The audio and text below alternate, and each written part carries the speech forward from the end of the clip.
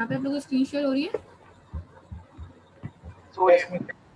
ठीक है, यहाँ से आपके पास जेक्ट एरे हम स्टार्ट कर रहे हैं। ठीक है, जेक्ट एरे के अंदर आपके पास सबसे पहले 10.6 की एग्जाम्पल है। यहाँ पे आपके पास इनिशियलाइजेशन और डिक्लेरेशन है कि आपके पास डिक्लेरेशन में और इनिशियलाइजेशन में क्या क्या चीज़ें आप इसे मेंशन कर सकते हैं।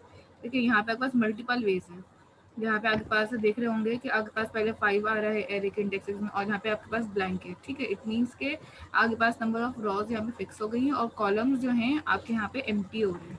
ठीक है, तो आप अपने पास इस तरीके से भी काम कर सकते हैं कि आपने नंबर ऑफ रॉज को फिक्स कर दें और कॉलम जो हैं आपको वो फिक्स ना हो। ठीक है, रॉ 1 2 3 4 5 इस तरह से आप कर दें और उनके अंदर जो भी कॉलम्स हैं उनकी वैल्यूज डिफाइन कर दें। अगर अनडिफाइंड वैल्यूज हैं आपके रॉज कॉलम के अंदर, रॉज डिफाइंड है, तो आप उसके साथ इस तरह से भी वैल्यूज को कर सकते हैं। देखिए यहाँ पे एक चीज़ है कि आपने 0 इंडेक्स पे 3 वैल्यू डाली, 1 इंडेक्स पे 4 डाल दी, 2 इंडेक्स पे 2 डाल दी, 3 इंडेक्स पे ज़्यादा डाल दी और फिर 4 इंडेक्स पे और ज़्यादा डाल दी। यहाँ पे आपके पास ना वैल्यूज फिक्स नहीं है, कॉलम्स के अंदर वैल्यूज फिक्स नहीं है, नंबर ऑफ रॉज फिक्स है सिर्फ और सिर्फ। ठीक है, तो जेक्ट एरे के अंदर आपके पास फिक्स एलिमेंट साइज नहीं होता, अनसर्टेन साइजेस होते हैं। इसकी एक और एग्जांपल है यहाँ पे नीचे साइजेस की, वो भी देख लें कि जेक्ट एरे के अंदर आपके पास ना नंबर ऑफ रॉज फिक्स है यहाँ पे ना कॉलम। पहले तो हमने देखा था यहाँ पे कि आपके पास रॉ फिक्स हो रही थी, अब यहाँ पे ना रॉज फिक्स है और ना ही कॉलम फिक्स है। ठीक है, यहाँ पे आप देख सकते हैं कि 3 रॉज आ गई, 3 उसमें आपने वैल्यूज इंसर्ट करी, ना रॉज फिक्स थी ना column. You can use upon following की शॉर्टहैंड मेथड। ये आपके पास शॉर्टहैंड मेथड भी कह सकते हैं कि आप ना रॉज डिफाइन करें ना कॉलम डिफाइन करें, डायरेक्ट अपने पास यहाँ पे जो भी वैल्यूज है उनको इस तरह से सॉर्ट आउट कर दें, इस तरह से आप लिख दें, तो इट डिपेंड्स के ये डायरेक्टली आपके पास बन जाएगा जेक्ट। ठीक है, यहाँ पे आपके पास जेक्ट एरे में ये सारी वैल्यूज आ चुकी शॉर्ट हैंड की।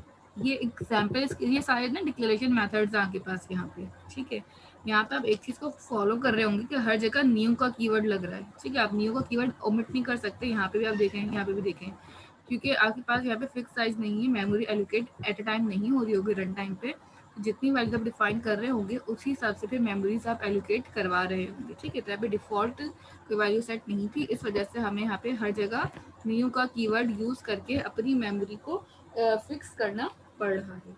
ये बात समझ आती है यहाँ तक? इसकी एक रियल लाइफ एग्जाम्पल भी है हमारे पास कि आपके पास जेक्ट एरे के अंदर रियल लाइफ में कि आपके पास एक जेक्ट एरे है जिसका लाइक सपोज कि मेरे पास ना मूवी टिकट्स है के काउंटर्स बनेंगे। ठीक है, मूवी टिकट के काउंटर्स पे हम टिकट सेल कर रहे हैं, बट वहाँ पे आपके पास जो नंबर ऑफ ये जो काउंटर्स हैं वो फिक्स है, यानी कि रॉज जो है हमारे पास फिक्स है कि एक रॉ के अंदर 5 या 6 काउंटर्स हमने बना दिए, but you don't know how many people will be standing in each. ठीक है, आपको ये नहीं पता कि आपके पास जो काउंटर्स हैं उनके ऊपर लाइन में कितने लोग आके आपसे टिकट्स परचेज कर रहे होंगे। सो यहाँ पे नंबर ऑफ जो कॉलम है वो आपके पास अनप्रिडिक्टेबल है, अनफिक्स्ड है, डिफरेंट होंगे कि डिफरेंट रॉज में डिफरेंट आपके पास लोग आ रहे होंगे, और नंबर ऑफ रॉ जो होंगी वो आपके पास यहाँ पे फिक्स्ड होंगी। सो इस टाइप का आपके पास रियल लाइफ एग्जाम्पल में जेक्ट एरे वर्क कर सकता है। इसकी एग्जाम्पल यहाँ पे है ये वाली। ठीक है, जिसके अंदर आपने देखा होगा कि 4 रॉ बना दी, ये वही वाली जिससे आप ऊपर देखी थी आपने, कॉमन लगा दी, 2 डायमेंशनल एरे। अच्छा, अब आप देख सकते हैं यहाँ पे, जैसे आपने यहाँ पे अगर मैं इसको जूम कर दूँ थोड़ा सा, यहाँ पे 1D एरे और 2D एरे दोनों बने हुए। इट मीन्स के अगर मैं मल्टी डायमेंशनल एरे में जेक्ट एरे लगाना चाहती हूँ या 1 डायमेंशन के साथ भी जेक्ट एरे यूज करना चाहती हूँ तो इट्स पॉसिबल। ठीक है, तो आप अगर चाहें तो मिक्स एरे को भी कर सकते हैं, जेक्ट एरे को ना मिक्स करके भी काम कर सकते हैं। जेक्ट स्पेशली कोई अलग से कोई चीज़ नहीं है, बेसिकली जेक्ट एरे जो है आपके पास सिर्फ और सिर्फ नॉर्मल एरे हैं जिनके अंदर आप अपनी मर्जी से वैल्यूज डिफाइन कर रहे होते हैं रॉज और कॉलम की, दैट्स इट। अब भले वो आप 1 डायमेंशन में करें, 2 में करें या 3 में करें, आपकी मर्जी है। यहाँ पे आप देख रहे होंगे कि आपने 4 जो रॉज है वो नंबर ऑफ रॉज आपने फिक्स कर दी हैं और as it is column fix नहीं है। 1 2 3 4 ये 4 आपके पास जो है रॉज फिक्स हो गई हैं, और कॉलम इसके अंदर आप देख सकते हैं किसी में आपने 2 कॉलम डाल दिए, किसी में 3 डाल दिए, किसी में 2 डाल दिए अगेन, एंड किसी में 3 डाल दिए। So it's up to you कि आप उन रॉज के अंदर कितने एलिमेंट्स इंसर्ट करना चाह रहे हैं। ये अब आप टोटली आपकी मर्जी होती है कि आप कितने कॉलम इंसर्ट कर सकते हैं, कितने कॉलम इंसर्ट करना चाहते हैं। ठीक है, सप्लीमेंट्री एग्जाम्पल से हम सॉल्व करना स्टार्ट करते हैं। ये पूरी कंप्लीट एग्जाम्पल है जेक्ट एरे की, जिसके अंदर आपने एक सिंपल सा जेक्ट एरे बनाना है और उस जेक्ट एरे के अंदर आपने 4 रॉ ले ली और उसको जो नंबर ऑफ कॉलम्स होंगे वो छोड़ दिए हमने, ठीक है, इनकम्प्लीट। अब मेरे पास जीरो इंडेक्स पे हमने सबसे पहले 2 रॉ बनाई हैं, ठीक है, जीरो रॉ पे 2 कॉलम बनाए हैं, ठीक है, ये आपके पास रॉ है और ये आपके पास कॉलम, तो 2 कॉलम कौन सा हो गया, 6, 7 और 9। सेकेंड रो पे आपने क्या किया, 4 मुझे कॉलम चाहिए तो हमने 4 वैल्यू इंसर्ट की। अगेन यहाँ पे आके मेरे पास जब मेरे पास सेकेंड रो आ रही होगी, थर्ड रो 2 रॉ होगी, 0 से स्टार्ट होगी, थर्ड रो बनती है ना ये, तो यहाँ पास 6 कॉलम इंसर्ट हो जाएंगे और फिर फोर्थ रो के अंदर आपके पास अगेन 3। तो यहाँ पे आप साइज बताते हैं कॉलम का, यहाँ पे आप रॉ के इंडेक्सिंग बता रहे होते हैं और फिर उसी के आगे उसकी मर्जी से वैल्यूज को आप इंसर्ट कर रहे होते हैं, ठीक है। जितनी भी लेंथ है एरे की आप वहां तक चला दीजिए। जे के लूप में आप देखिएगा यहाँ पे एक चीज होगी जो आपने नहीं देखी है अभी तक, जितना भी आपने काम किया उसमें ये चीज आपने कभी देखी मेंशन नहीं की कि जेक एरे का जो साइज है वो कहाँ तक जा रहा है, एरे की साइज तक। इट मीन्स के जब तक एरे की लेंथ डिफाइन है वहां तक, 4 लेंथ डिफाइन है तो 4 तक, 5 है तो 5 तक, 6 है तो 6 तक, ठीक है। रॉस पे चल रहा होगा, इंडेक्सिंग पे चल रहा होगा, फिर इसको प्रिंट करवा लेंगे आप एंड देन दैट्स इट। ये एक छोटी सी एग्जांपल है आपके पास यहाँ पे जेक्ट एरे की। ये एग्जांपल के बाद एक लास्ट एग्जांपल है, पहले इस एग्जांपल को अपने पास परफॉर्म करें और देख लें कि कोई एरर आ रहा है या नहीं। आफ्टर दैट मैं नेक्स्ट एग्जांपल आपको खुद करवाऊंगी, ठीक है। इसको परफॉर्म कर लें पहले, विजुअल स्टूडियो ऑन कर लीजिए अपने और इसको जल्दी से परफॉर्म कर लें और फिर मुझे बताएं कि ये एग्जाम्पल करने के बाद कोई प्रॉब्लम आ रही है।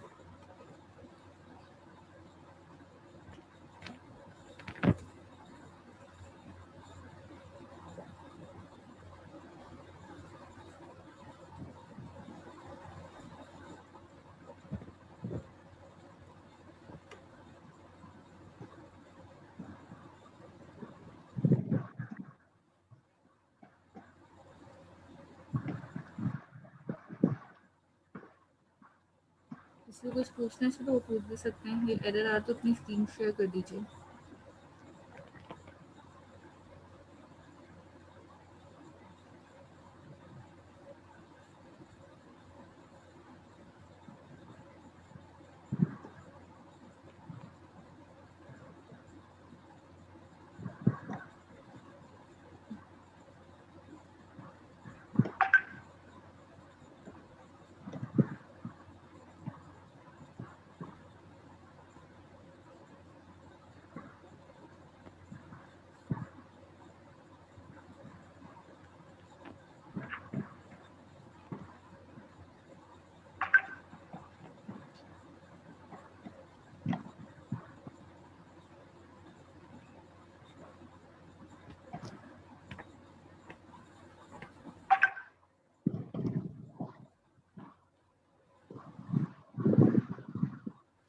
हो गई यहाँ तक किसी की कंप्लीट हुई वाली एग्जाम्पल, किसने कर लिया परफॉर्म पूरा?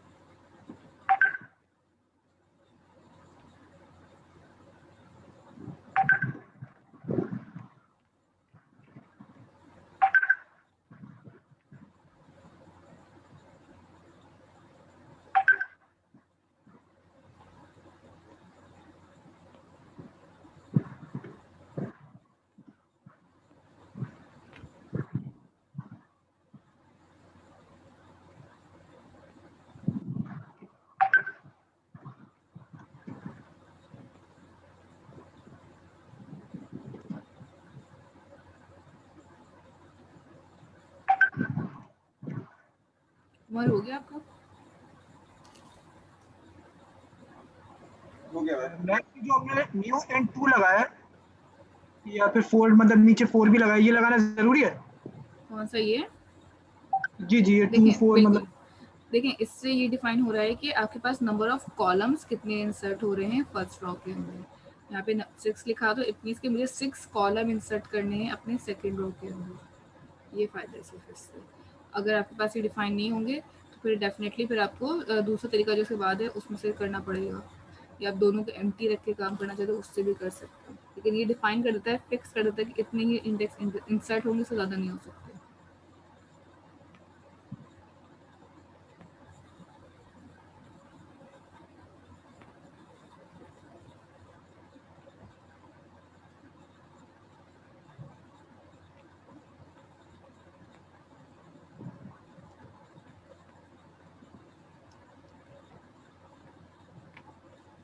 मिस ये यहाँ पे सिस्टम डॉट कंसोल के लिखा हुआ है। देखिए सिस्टम डॉट कंसोल आप तब लिखते हैं, मेरी वीएस की स्क्रीन शेयर हो रही है आपके पास? आते बता, देखिए सिस्टम डॉट कंसोल लिखा हुआ है, हो रही है? यस मिस, अब श्योर ठीक है। अगर आपके पास ऊपर ये नेम स्पेस ऐड नहीं होता, जिसका आप लाइब्रेरी भी कह रहे होते हैं, अगर ये आपके पास मिसिंग होती है तो डेफिनेटली यहाँ पे देखें एरर आ रहा है, आ रहा है ना? आप इस एरर को डायरेक्टली रिजॉल्व कर सकते हैं सिस्टम डॉट कंसोल लिख के। तो ये एक नेम स्पेस है जिस तरह से आप लोग की अगर अभी आप लोगों ने पढ़ा तो है नहीं, तो आपने सिर्फ समझ लेना कि लाइब्रेरी है। अगर मैं ऊपर लाइब्रेरी यूज नहीं करती, so you have to define it here system dot console. In case अगर मेरे पास ऊपर यहाँ पे डिफाइन होता है यूजिंग सिस्टम, तो फिर मुझे यहाँ पे नीचे लिखने की ज़रूरत नहीं पड़ती, ठीक है? अगर आप ऊपर डिफाइन कर रही हैं तो नीचे मत करें, अगर ऊपर डिफाइन नहीं है सिस्टम यूजिंग सिस्टम लिखा हुआ, तो फिर आपको हर एक के साथ कंसोल से पहले, कंसोल और रीड लाइन से पहले सबके साथ कंसोल लिखना पड़ेगा, सिस्टम लिखना पड़ेगा। समझ आए? एक लाइब्रेरी है ये ना। अगर इंपोर्ट ना हो, यानी कि लगी हुई ना हो, so you have to define manually with every step while you are using console classes। लेकिन अगर आपने ये ऑलरेडी डिफाइन कर दिया है ऊपर, तो फिर आपको जरूरत नहीं है करने की, ठीक है? Yes miss, thank you.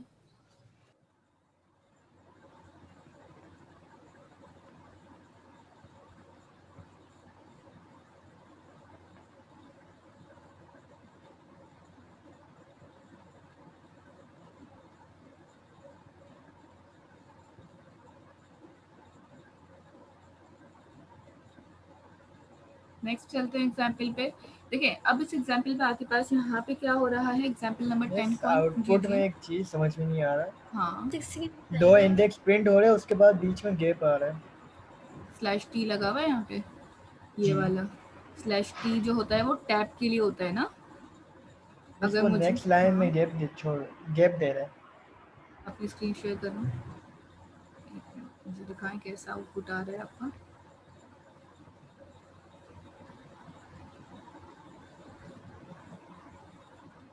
Okay, screen share करिए, ठीक है बस।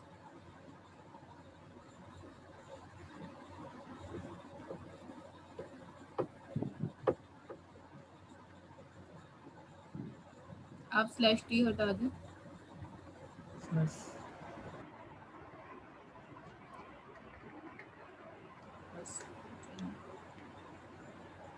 देख रहे हैं एक साथ की वैल्यूज आ रही है, और जी। दूसरा ठीक है, ये इतनी सारी जो वैल्यूज आ रही है ना एक साथ, इस वजह से आ रही है कि आपने टू इंडेक्स से बहुत ज़्यादा वैल्यूज इंसर्ट करवाई थी ना, जी मिस। तो उस वजह से इतनी सारी वैल्यूज एक साथ आ रही हैं। अगर आपने कम वैल्यूज करते तो डेफिनेटली वो कंबाइंड, ये बेसिकली हम स्लैश टी इसलिए लगाया था कि स्पेसिंग काउंट हो जाए, स्पेसेस भी आ जाए। मिस आप ये देखें, हाँ। ये जो है ना, इधर ये देखें, यूँ सही आ रहा है। अब मैंने ये पहले सही जो है, किया था ना, हाँ ये सही है, आपकी मर्जी है, आप स्लैश टी लगाएं स्पेस लगाएं, ये आपकी मर्जी है, इस पर कोई नंबर डिटेक्शन या फिर गलत नहीं होता। लेकिन बट मिस ये हाँ देखें आप, इधर 45 इसके बीच में इतना सा गैप है, फिर ज़्यादा गैप आ रहा है। बिल्कुल, स्लैश टी हाउ? जब नीचे देखें आपके पास ना, जब अपने पास ये लूप लगा रहे हैं ना एरे ऑफ आई का, तो एरे ऑफ जी। आई की जब जो कंडीशन ट्रू होंगी वो ये वाली लाइन प्रिंट करके गैप दे रहा होगा, ठीक है?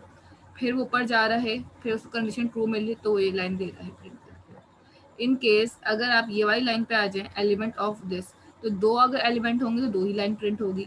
अगर एरे आउट ऑफ लाइक ये है 9 तक आपने प्रिंट करवा दिया, जब एरे 9 तक की इंडेक्सिंग पे चला जाएगा ना, तो 9 तक की इंडेक्सिंग जाने के बाद उसको जाहिर सी बात है आई की वैल्यू तो 9 तक नहीं जा रही होगी, तो इस वजह से वो स्लैश टी करके ज़्यादा स्पेसेस आपको प्रोड्यूस कर रहा है। इन केस अगर आपको ज़्यादा स्पेसेस नहीं चाहिए होंगे तो आप अपनी मर्जी से आप स्लैश एन लगा लें या सिंपल स्पेस दे दें, वो आपकी फिर आपकी मर्जी होती है। लेकिन ये वैल्यूज़ बहुत ज़्यादा है, इस वजह से ये स्पेसेस इस तरह से आपके पास शो हो रही हैं। जी ठीक है, ओके बस। और किसी का कोई क्वेश्चन है यहाँ तक?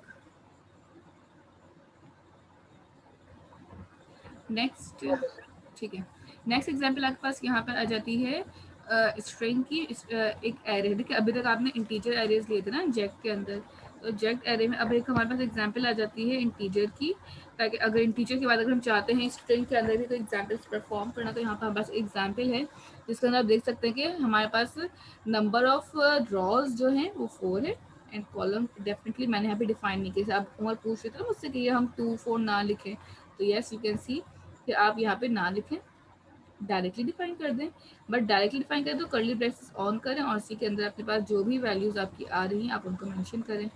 फॉर का लूप लगाएं एक मेंबर्स डॉट लेंथ तक का और उसके अंदर नेम प्रिंट करें, और इसी तरह से दूसरा लूप लगाएं और उसके अंदर भी सारी जितनी भी आपके पास वैल्यूज़ है उनको प्रिंट करवा दें। 2 एरे की 2 डायमेंशन से, that's why we are using 2D array. ठीक है, 2 लूप लगाए, अगर इससे ज़्यादा होता तो डेफिनेटली फिर हम अपने पास कोई और लूप लगा के काम कर रहे होते। ठीक है, ये बात समझ आती है? इसमें कोई प्रॉब्लम है, इसमें कोई कंफ्यूजन है तो पूछ लीजिए। इसको मैं परफॉर्म भी करवा दूंगी अभी खुद से, ताकि आप लोगों को अगर मसला हो देखने में करने में तो आप भी साथ साथ करें, मैं भी कर रही हूँ अपने पास। ठीक है, कोड आपके पास स्क्रीन पे विजिबल है, कोड को देख के अपने पास काम करें।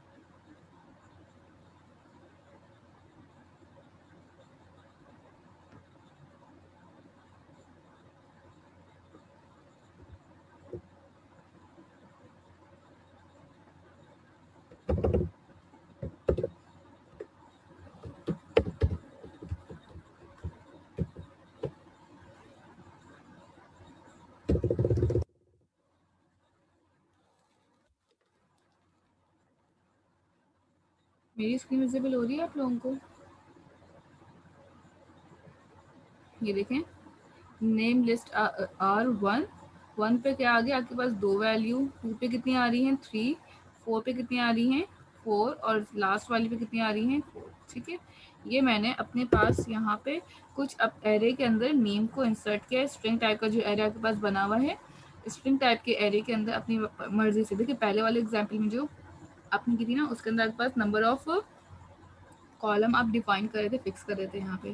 अब यहाँ पे हम नंबर ऑफ कॉलम्स को फिक्स नहीं करेंगे, और नंबर ऑफ कॉलम को फिक्स करने के बजाय हम डायरेक्टली यहाँ पे अपनी मर्जी से वैल्यूज असाइन करते चले जाएंगे जितनी वैल्यूज मुझे डालनी है। ठीक है, कोई लिमिटेशन नहीं क्या, और ना ही कोई सीक्वेंस फॉलो करने की भी ज़रूरत है। तो इट्स अप टू यू कि आप किस तरीके से इन वैल्यूज़ को प्रिंट करवाना चाह रहे हैं। ठीक है, अगर यहाँ से राइट कर दूँ उसको,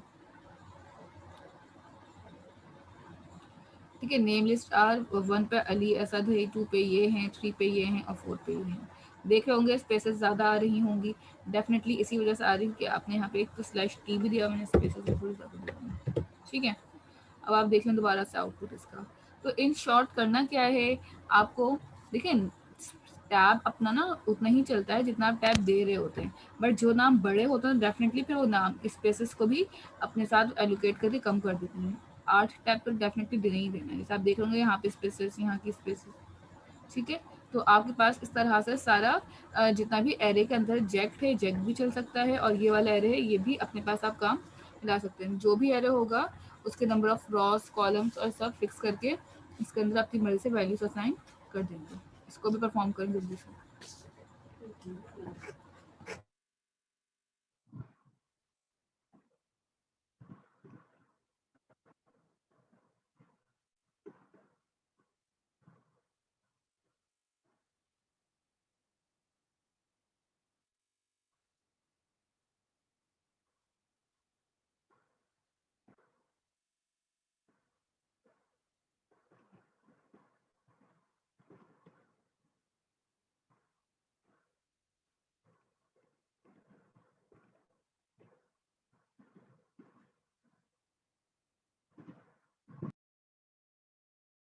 ठीक है, यहाँ पे शो हो रही है आपको स्क्रीन, ये वाली एग्जाम्पल परफॉर्म कर लें या कि इसकी लास्ट एग्जाम्पल है। Done miss. ठीक है,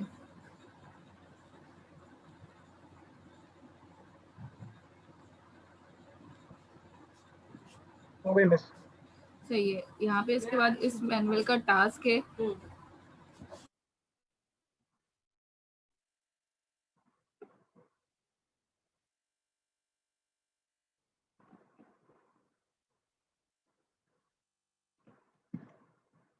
अच्छा यहाँ पे देख लें आपके पास ये 2 टास्क हैं। ठीक है, क्वेश्चन एक्सरसाइज 10 के अंदर 2 ही क्वेश्चन हैं इस वीक के आपको करने के लिए।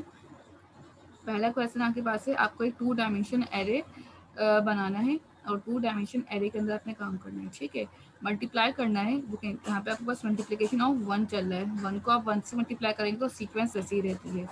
2 का टेबल अगर मल्टीप्लाई पे लेके जाएं तो क्या होगा, 2 4 6 8 10 12 13 3 6 9 12 15 18 एंड दिस। ठीक है, ये पूरा टेबल अगर आप वर्टिकली देखें ना तो वर्टिकली भी टेबल पूरा सेम है, और हॉरिजॉन्टली देखें तो हॉरिजॉन्टली टेबल भी पूरा आपका क्या हो रहा है, यहाँ पे सेम हो रहा है। आपको अपने पास 2 डायमेंशनल एरे से ये काम परफॉर्म करना है, कोई जेक्ट एरे इसमें यूज नहीं होगा। ठीक है, इंटीजर टाइप का 2D एरे बनेगा और इसके थ्रू ये काम आप करेंगे। यहाँ पे किसी का कोई क्वेश्चन है? सिर्फ 9 फॉर तक प्रिंट करवाना है। बिल्कुल इसी तरह से आउटपुट यही आना चाहिए, सेम जिस तरह से बना हुआ है आउटपुट यही है आउटपुट आपका। ठीक है, इसी तरह से ये वाला क्वेश्चन है आपका, इसमें खाली आपको स्ट्रिंग टाइप का काम करना है। ठीक है, स्ट्रिंग टाइप में आपने पीरियड 1 मंडे पीएफ होती है, फिर पीरियड 2 में आपके जो ऑफ है इसमें आईसीसीटी की क्लास है, पीआईएससी क्लास है, पीएफ की लैब है, वीएलएम है। इस तरह से इसका आउटपुट आएगा। एक स्ट्रिंग टाइप का 2 डायमेंशनल एरे बनेगा और एक आपके पास ये वाला बनेगा। इसके इंडेक्स खाली है, 0 है, फिर 1 2 3 4 यहाँ से आपके पास आ जाएंगे सारे इंडेक्स हैं। दोनों इंटीजर टाइप के और एक स्ट्रिंग टाइप का, दोनों 2 डायमेंशन एरे पे ही वर्क होंगे। इसके अलावा 3 डायमेंशन एरे कोई क्वेश्चन नहीं है इसमें। इसमें कोई टेबल कंफ्यूजन तो भी नहीं कुछ बनाया नहीं ना, क्या? ये टेबल टाइप तो नहीं बनाया ना। नहीं नहीं, टेबल टाइप नहीं बना है, आप सिर्फ इसको इसी तरीके से इसी सीक्वेंस फॉर्मेट में प्रिंट करेंगे। सही सही। ठीक है, और कोई क्वेश्चन? इस यू फॉर क्वेश्चन नंबर 1 में यूजर इनपुट है। नहीं, कुछ भी यूजर इनपुट नहीं, सब हार्ड कोडेड है।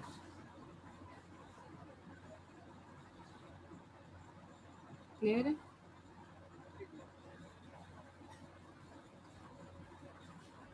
अब नेक्स्ट चीज आप लोगों ने रिकर्जन पढ़ ली है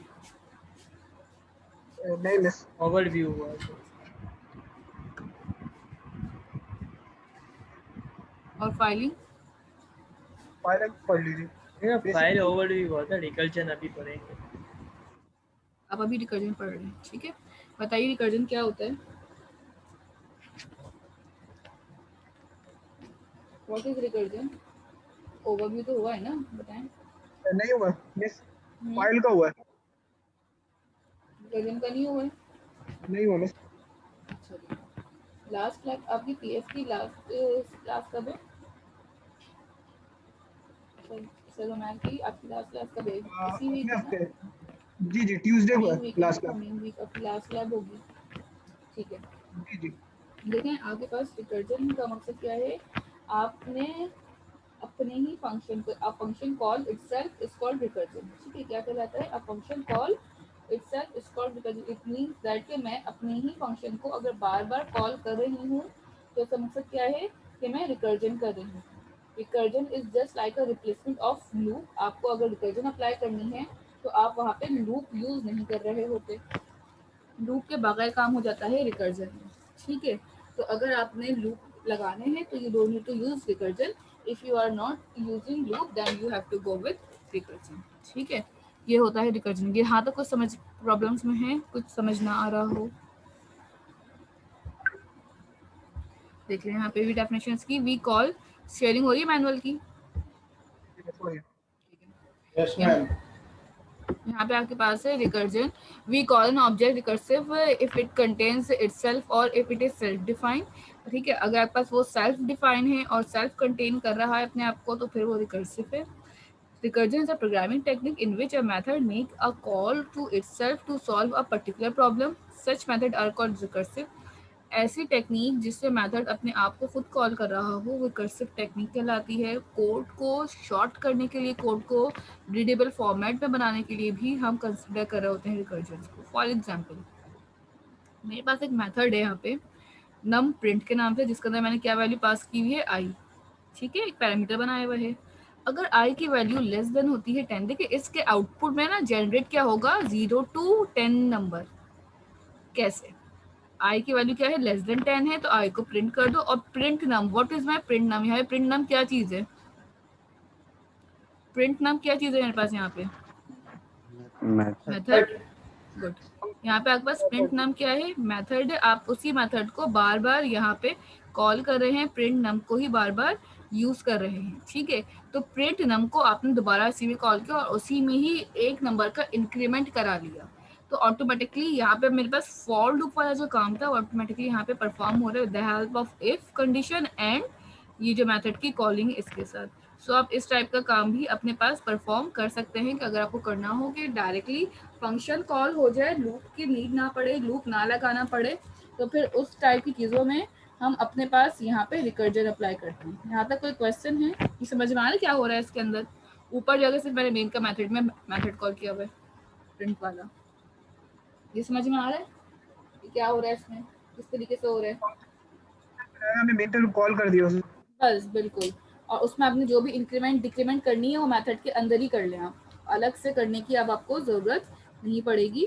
विद बना के आप मेथड के अंदर ही अपनी इंक्रीमेंट डिक्रीमेंट सारी चीज़ों को यूज़ कर सकते हैं। यहाँ तक क्लियर हो रहा है। परफॉर्म करें इसको। इस लैब को भी मैं आपके साथ ही आज अपलोड कर दूंगी, ठीक है। इस लैब का कोई अलग से मैं टास्क नहीं दूंगी क्योंकि इस लैब को टास्क करने का कुछ टाइम बचेगा नहीं, इसलिए, ठीक है। तो ये सिर्फ मैं आपको पढ़ा रही हूँ but it will be a more important topic for your paper. तो आप इसकी जितनी भी टास्क होंगे या जो भी मैं असाइनमेंट्स दूंगी उसके साथ भी कोशिश करेगा प्रैक्टिस रखें इसकी। क्लियर है। इसको परफॉर्म करना अपने पास ये वाली एग्जाम्पल जल्दी से, आफ्टर दैट हम इसकी नेक्स्ट एग्जाम्पल पे चलेंगे।